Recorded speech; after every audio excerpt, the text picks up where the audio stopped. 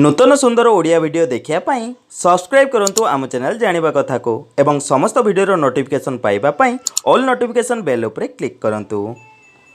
बंधुगण काजू विषय तो आपण निहाती जानिथिबे। काजू को शक्ति प्रदान रे एक भल स्रोत माना जाए। काजूर सेवन स्वास्थ्य पाई बहुत लाभदायक अटे, किंतु एहार सेवन अधिक मात्रा रे करिबा कथा नुह। काजू रे प्रचुर मात्रा रे प्रोटीन एवं कार्बोहाइड्रेट मिलता है, जहाँ स्वास्थ्य पाई बहुत लाभदायक अटे।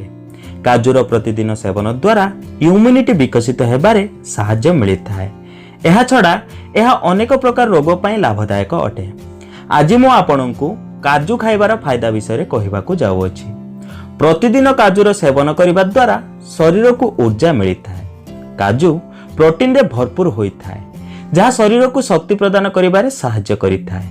एहा छड़ा एही प्रोटीन केश एवं त्वचा को सुस्थ एवं सुंदर रखिबारे साहाय्यकारी होता है। काजूर नियमित रूप से सेवन करने द्वारा कोलेस्ट्रॉल कम होता है। काजू आयरन रे भरपूर होता है, एथिपाई काजूर सेवन करने द्वारा रक्तर अभाव दूर होता है। जदि आपण नियमित रूप से 2 ରୁ 3ଟି काजूर सेवन करती तेबे आपणक स्मरण शक्ति प्रखर होता है।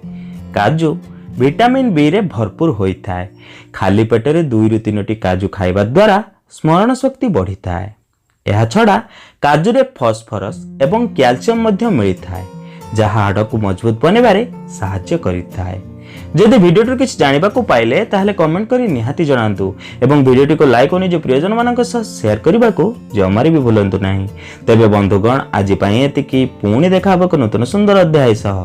धन्यवाद।